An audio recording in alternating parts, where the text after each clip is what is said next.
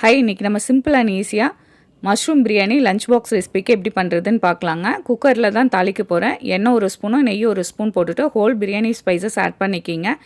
பெரிய சைஸ் வெங்காயம் நீளமாக கட் பண்ணி தக்காளி ரெண்டும் ஆட் பண்ணிவிட்டு நல்லா வதங்கினதுக்கப்புறம் இஞ்சி பூண்டு பேஸ்ட்டு ஒரு ஸ்பூன் ஆட் பண்ணிக்கலாங்க. நான் மஷ்ரூம் நல்லா வாஷ் பண்ணிவிட்டு கட் பண்ணி வச்சுருக்கேன். நான் 2 டம்ளர் ரைஸ்க்கு 2 பாக்கெட் ஆட் பண்ணுறேன். நீங்கள் கொஞ்சம் கம்மியாக கூட ஆட் பண்ணிக்கலாம். மஷ்ரூம் நல்லா வதங்கினதுக்கப்புறம் இதில் பிரியாணி மசாலா, சில்லி பவுட்ரு, கொத்தமல்லி பொடி, உப்பு, மஞ்சத்தூள் ஆட் பண்ணிக்கிங்க. அதுவும் நல்லா வதங்கினதுக்கப்புறம் தயிர் ஒரு ஸ்பூன் ஆட் பண்ணிவிட்டு ஒரு கைப்பிடி அளவு கொத்தமல்லி புதினா ஆட் பண்ணிவிட்டு ரைஸ் ஆட் பண்ணி நான் 1 டம்ளருக்கு 1.5 டம்ளர் தண்ணி ஆட் பண்ணுறேங்க. 3 விசில் விட்டு எடுத்தால் கமன்னு உதிரியாக சூப்பராக பிரியாணி ரெடி ஆயிடுச்சு. நீங்கள் நார்மல் ரைஸில் கூட செய்யலாம்.